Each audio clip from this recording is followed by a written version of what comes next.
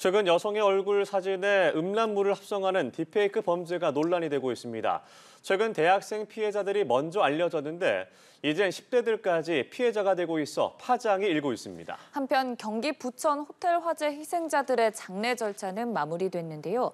경찰이 호텔 업주 등 2명을 입건하고 수사에 속도를 내고 있습니다. 오늘 임주혜 변호사와 함께 얘기 나눠보겠습니다. 어서 오시죠. 네, 안녕하십니까. 네, 안녕하세요. 네, 주변에 알고 지내는 인물의 얼굴을 음란물에 합성하는 딥페이크 범죄가 잇따라 충격을 주고 있습니다.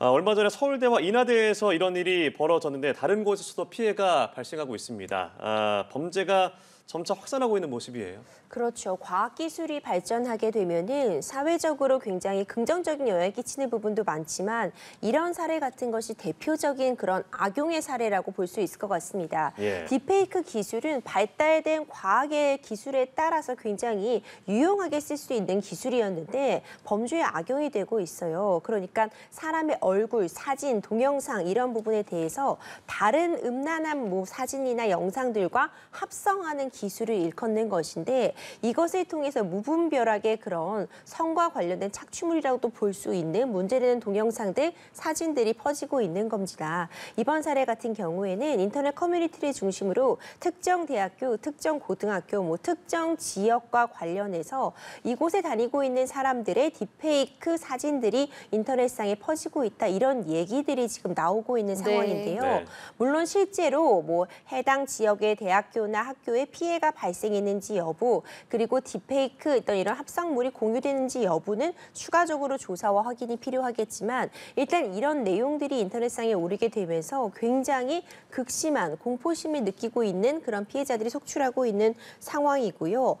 문제가 되고 있는 지점들은 특히 텔레그램을 지적할 수 있는데 텔레그램 대화방을 보자면 겹지인방이라는 것이 우후죽순 생기고 있어요. 네. 겹지인방, 저도 처음엔 이게 무슨 의미일까 했더니 교차되는 그런 지인이 있는 모임들을 말하는 겁니다. 네. 그러니까 한 동창이라던가 같은 고등학교에 다닌다거나 같은 대학교에 다닌다고 하면은 같이 아는 사람들, 공통된 분모의 지인들이 생겨나게 되잖아요. 이런 사람들이 공유하고 있는 어떤 채팅방이 생김으로써 그곳에 그 해당 공통 지인의 딥페이크 합성물을 올리고 심지어는요, 일부러 이 해당 피해자에게 이런 피해가 유출되었다는 사실을 알려주는 척하면서 이걸 알려주고 그럼 그에 대한 반응을 피해자가 하면 그 반응을 다시 또 이 겹지인방에 올리는 악랄한 그런 행태가 계속되고 있어서 이에 관해서 너무 이런 합성물, 딥페이크 합성물을 가볍게 장난처럼 여긴 것이 아닌가, 처벌이 뒤따라야 됨에도 불구하고 솜방망이 처벌에 그침으로써 어떤 법 의식이 무너진 것이 아닌가 이런 생각을 하게 합니다. 실제로 올해만 전국에서 300건 가까이 신고가 접수돼서 경찰이 수사를 해왔는데 그럼에도 불구하고 이런 악질적인 행태를 막지 못한 이유는 뭐라고 보세요? 그렇죠. 이제 수사를 해온 부분도 많고요. 여러 가지 어떤 차단을 하기 위한 조치들을 해온 것은 맞는데 기본적으로 가해자를 특정하기가 매우 어렵습니다. 네. 이것이 어떻게 보면 인터넷이라는 그런 공간에 익명의 공간에 숨어서 일어나고 있는 일이기도 하고 텔레그램 같은 이런 메신저들이 어떻게 보면 가해자 추적에 매우 좀 용이하지 못한 그런 측면이 있다 보니까 일단 가해자를 특정하는 것이 쉽지가 않았다는 점도 네. 처벌이 굉장히 어려웠던 지점으로 하나 꼽을 수 있을 것 같고 가해자를 특정해서 처벌을 하려고 하더라도 이제 좀 솜방망이 처벌에 그쳤던 점들 여러 가지 점들이 좀 맞물려 있는 것 같고요. 제가 좀 안타까운 지점은 청소년들이 이런 딥페이크 범죄에 굉장히 무방비하게 노출이 되어 있습니다. 네. 청소년들 같은 경우에는 요즘은 어플리케이션을 통해서 이런 합성물을 너무 쉽게 만들 수 있는 거예요. 그렇다 보니 장난처럼 여긴다거나 이것이 분명하게 성폭력 처벌에 관한 특례법상 문제가 되는 지점으로서 5년 이하의 징역, 5천만 원 이하의 벌금 이렇게 형사처벌의 대상이 됨에도 불구하고 너무 가볍게 장난처럼 여겼다는 그런 법의식의 부재가 지금과 같은 상황에 이르도록 한 것 같습니다. 네, 자료를 보니까 딥페이크 성착취물 피의자의 75%가 10대라는 지표도 있더라고요. 그렇죠. 이제 이 부분이 굉장히 우려스럽죠. 청소년들이 그렇죠. 무방비하게 노출되어 있다는 것인데 학교별 채팅창까지도 존재한다고 합니다. 그러니까 이런 텔레그램 같은 곳에 뭐 해당 중고등학교 채팅창이 존재하면 그곳에다가 이런 성착취물, 이제 이런 합성물을 올리고 이걸 재미로서 여기고 있는 부분인데 이 피의자 대부분이 중고교생, 그러니까 이것을 만든 사람이 중고교생이고 제가 깜짝 놀랐던 부분은 선생님 사진을 가지고 선생님에 대한 이런 딥페이크 합성물을 만들기도 한다는 거예요. 그러니까 굉장히 우려스러운 지점이라고밖에 말할 수가 없을 것 같고요. 심지어 올해만 해도 서울에서 청소년 10명이 이런 부분, 딥페이크 이런 합성물을 만든 것으로 입건이 되었거든요. 근데 이것은 정말 최소한의 수치일 것이고 지금 이 순간에도 장난처럼 여기면서 그런 채팅창에 이런 사진을 공유하거나 올리는 현상들은 계속되고 있다는 점을 고려한다면 사실 이런 부분으로 지금 문제가 될 수 있는 청소년들은 훨씬 더 많을 것이라고 네. 쉽게 예측이 가능하고요. 지금 이 학교들도 지금 문제가 되고 있는 이 온라인상에 이런 것들이 돌아다닌다고 이름이 올라 있는 이런 학교에서도 대책 마련을 고심 중이고 상황을 파악하고 있다고는 하나 좀 빠른 대처가 필요해 보이고요. 특히 어떤 예방 교육 이런 부분들이 충분히 법적으로 문제되고 있다는 부분에 대한 예방 교육뿐만 아니라 이 지금 텔레그램이 문제가 되고 있거든요. 텔레그램에 대해서는 집중적으로 모니터링을 착수하겠다고 지금 밝히고 있는 상황입니다. 네.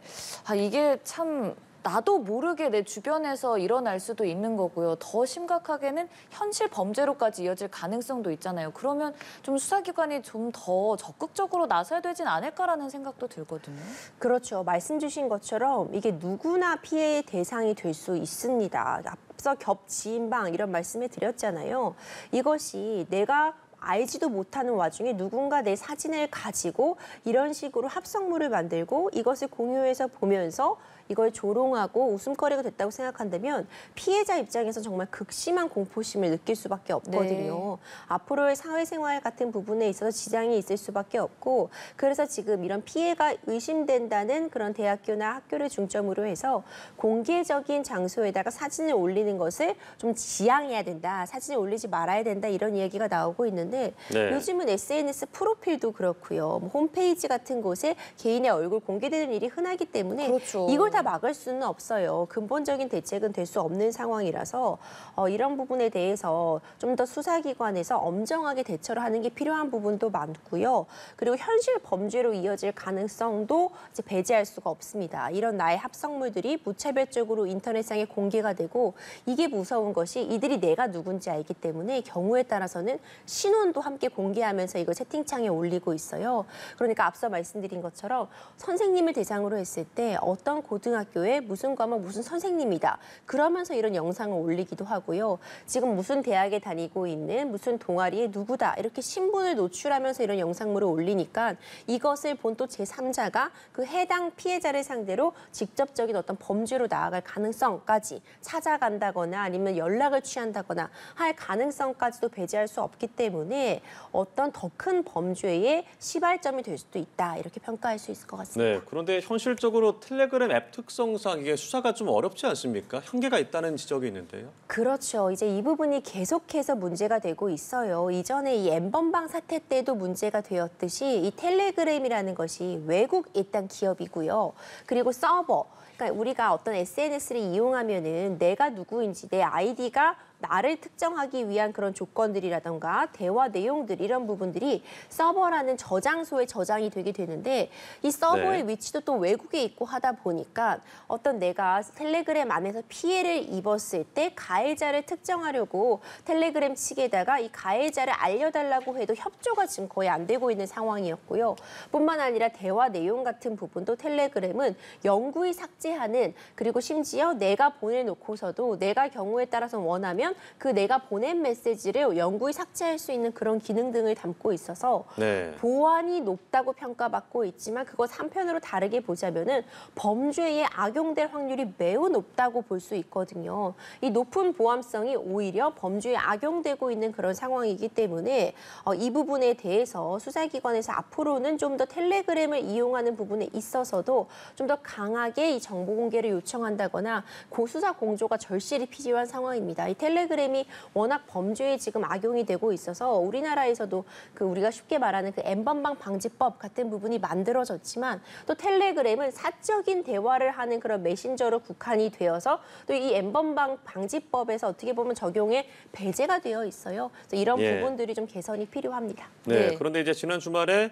텔레그램 창업자가 프랑스에서 긴급 체포가 됐습니다. 텔레그램에서 일어나는 각종 범죄를 방치했다는 혐의인데 이 부분이 좀 개선이 될 수도 있을까요?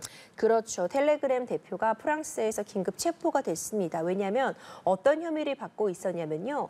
범죄를 방치했다. 예. 그냥 이것이 텔레그램이 범죄에 지금 악용이 되고 이 소통의 창구가 되고 이런 부분에 대해서 방치했다. 특히 플랫폼 운영자로서 손을 놓고 있었다. 이런 혐의를 받고 있어요. 2013년도에 이 텔레그램 서비스가 도입된 이후에 앞서 말씀드린 것처럼 보안성, 그런 익명성을 내세우면서 전 세계의 가입자를 모집했고 지금 텔레그램이 굉장히 많이 이용이 되고 있는 것에 반해 앞서 말씀드린 것처럼 어떤 수사기관의 수사 협조 요청에 무응답으로 일관한다거나 아니면 예. 지금 범죄에 악용되고 있음에도 불구하고 적극적으로 모니터링하고 이를 막으려는 시도를 하지 않아 왔거든요. 이런 부분에 대해서 범죄 혐의점이 있다고 본 것인데 앞으로는 달라지지 않을까 저도 기대를 해봅니다. 아니면은 더 이상 텔레그램을 이용하지 못하게 하는 그런 방안을 고민해야 될 때까지 왔다고 보이거든요. 이 가담자를 특정하기 어려운 이런 지점은 계속해서 문제가 되어 왔고 그렇기 때문에 익명성에 숨어서 이런 딥페이크 합성물이 무차별적으로 유통이 되고 있었잖아요. 예. 이런 점에 대해서는 이제 텔레그램 측에서도 입장을 바꿀 필요가 반드시 있어 보입니다. 네, 철저한 수사와 처벌이 필요해 보이는데 근데 이게 같은 방에 들어가서 꼭 영상을 올리는 게 아니더라도 보기만 한 사람도 어찌됐든 가담을 한 거잖아요. 근데 이분들은 처벌을 하기 힘들다고요. 그렇죠. 이것이 딥페이크 합성물이기 때문이에요. 아, 그래요? 우리가 뭐 미성년자 성착취물 같은 경우는 많이 이제 언론에 알려진 것처럼 이것을 뭐 영리 목적으로 배포하거나 제작된 사람은 당연히 처벌을 하겠죠. 네. 하지만 그런 아동 청소년 관련한 그런 성착취물을 가지고 있기만 해도 처벌받는다 이런 얘기 들어보셨잖아요. 예. 그런데 이 딥페이크 촬영물 같은 경우에는 사실상 어떤 배포 목적, 본인이 이것을 제작해서 배포 목적으로 갖고 있었다거나 아니면 배포했다거나 영리 목적으로 제작한 부분들이 아니고서는 단순히 가담자는 참 처벌하기가 좀 어려운 구조입니다. 그렇기 때문에 앞서 말씀드린 것처럼 내가 이런 채팅창에 속해 있고 이런 걸 보고 댓글을 달았다고 해도 별로 문제되는 것이 아닌가 이렇게 생각이 되고 있는 것 같아요. 하지만 지금 피해가 더 극심해져 있고 어떻게 보면은 법의 허점이라고도 볼 수 있거든요. 그러네요. 그렇기 때문에 이제 영상을 보기만 했을 때 과연 이걸 어떻게 분리해낼 것인가는 굉장히 어려워요. 그 채팅창에 있었다고 해도 나는 그 영상은 보지 않았어요 라고 한다거나 아니면 저는 정말 보고 싶지 않았는데 강제로 초대가 되어서 저도 모르는 사이에 본 것입니다라고 한다면 또 그때는 또 달라지잖아요. 그래서 이런 부분을 구분해낼 필요가 있겠지만 앞으로는 어떤 이런 딥페이크 합성물에 대해서도 뭐 소지자라던가 이 채팅창에 속해 있다는 것만으로도 어떤 제재는 가해질 측면은 필요해 보입니다. 근데 당연히 법 개정이 필요해 보이는데 어떻게 좀 구체적으로 개선이 돼야 될까요? 그렇죠. 일단 기본적으로는 처벌 수위의 어떤 양형 기준의 현실화가 좀 절실해 보입니다. 실제로 불법 합성물을 2,000개 정도 만들었던 사례인데 집행유예를 받았어요. 네. 그러니까 그렇다고 본다면은 국민들의 법 감정에는 훨씬 미치지 못하는 판결이 내려졌다라고 볼 수 있잖아요.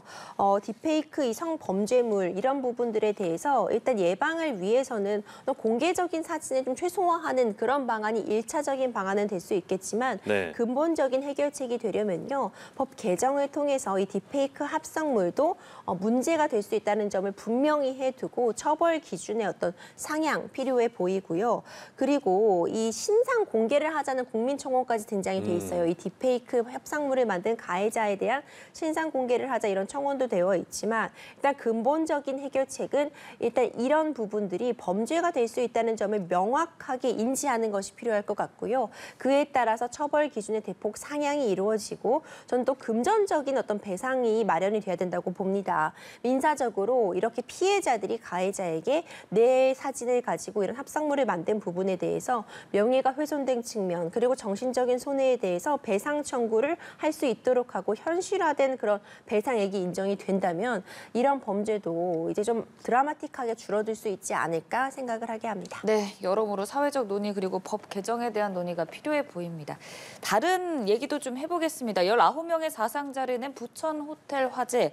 일단 지금 경찰 수사가 본격화됐는데 어떤 부분을 좀 중점적으로 들여다봐야 될까요? 너무 안타까운 사고였죠. 이 화재 이와 관련해서는 특히 이랬으면 어땠을까 이런 아쉬움이 좀 많이 남습니다. 특히 뭐 스프링클러 설치 관련해서는 법적으로는 이제 의무 대상이 아니었을지라도 설치가 되어 있었더라면 좀 낫지 않았을까 네. 이런 이야기 나오고 있고요. 이번 화재 같은 경우엔 노후된 에어컨, 그러니까 에어컨이 과부하되면서 최초의 발화가 있었던 것으로 추정이 되고 있는데 그 아래에 숙박업소로다 보니까 매트릭스가 있어서 불쏘시개 역할을 하면서 정말 삽시간에 불이 번졌던 사례거든요. 근데 이와 관련해서 1분 30초여 만에 이 해당 불이 난 7층 전체가 연기로 가득 차서 네. 피해자가 더 커질 수밖에 없었어요. 네. 지금 경찰에서 보고 있는 부분은 특히 그러니까 업소의 이 대표 등과 관련해서 일단 출국 금지 명령을 내렸는데 업무상 과실치사상 혐의가 적용이 됐습니다. 업무상 과실치사상이라고 한다면 이 숙박업소의 어떤 관리나 운영에 있어서 이 소방 안전과 관련된 부분에 대한 법적 의무를 다했는지 만약 이런 의무를 다하지 못해서 피해가 커지거나 피해가 애초에 발생한 것은 아닌지 이런 부분들을 중점적으로 보기 위해서 일단 출국 금지 조치가 되었거든요. 네. 그리고 이 형사 입건까지 이루어졌기 때문에 일단 화재 원인과 그 당일날의 그 과정들을 좀 조사하는 그런 과정이 있을 것 같고요. 그리고 그 외에 대해서 참고인 조사들도 지금 진행이 될 예정입니다. 그러니까 최초의 발화가 있었고 그 과정에서 소방대원도 굉장히 빨리 출동은 했지만 네. 피해자 구조에는 어려움을 겪었는데 이런 부분과 관련해서 지금 에어매트도 문제가 되고 있고 왜 사다리차가 들어오지 못했는지 이런 부분들과 관련해서 참고인 조사도 넓게 진행될 예정이고요. 저는 이 점은 참 안타까웠는데 일부 인터넷 커뮤니티에 이 피해자, 희생자들에 대한 뭐 조롱을 하는 그런 댓글이 올라왔다는 이야기도 전해지고 있어요. 예. 참 안타깝고 도대체 어떤 생각으로 이런 일을 벌이고 있는지는 모르겠지만 이것이 맞다면 사실로 드러난다면 이 부분에 대해서도 수사기관에서 들여다보겠다고 이야기를 하고 있습니다. 네, 알겠습니다. 안타까운 사고였고요. 피해가 다시는 일어나지 않도록 대책이 필요해 보입니다. 지금까지 임주혜 변호사와 함께 자세한 얘기 나눠봤습니다. 고맙습니다. 고맙습니다.